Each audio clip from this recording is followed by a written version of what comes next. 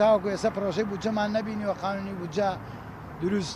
بکرێتەوە قانونی بودجە لە هەرێمی کوردستان هەبێ بە هەموو لایەکمان هەوڵ بین کە حکوومەتی هەرێمی کوردستان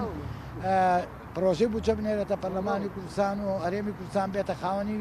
بودجە و ئەو ناشەفافەتی کە ئێستا باسەکرێ بەهۆی نەبوونی قانونی بودجە ئەو نەعەدالەتی کە باسەکرێ بەهۆی نابوونی قانونی بودجەیە. ئێمە وەک گروپێک کە نوێنەرایەتی 84 ڕێکخرا و کەسایەتی لە پارێزگاکانی سولێمانی و هەولێر و هەڵەبجە و دهۆک دەکات بۆ فشار خستنە سەر حکوومەتی هەرێمی کوردستان بە مەبەستی ناردنی پرۆژە یاسای بودجە بۆ پەرلەمانی کوردستان کەمپینێکمان لە ژێر ناونیشانی کەمپینی بودجە لە هەمووانەوە بۆ هەمووان ڕاگەیاندەوە. بە بڕوای ئێمە نەبوونی بودجە لە 9 ساڵی ڕابردوو وای کردووە حکومڕانی لە تاریکیدا بەڕێوە بچێت کە سەری کێشاوە بۆ زیادبوونی گەندەڵی و ناشەفافی لە خەرجی و داهاتەکان و نەمانی متمانەی هاوڵاتیان بە حکوومەتی هەرێمی کوردستان.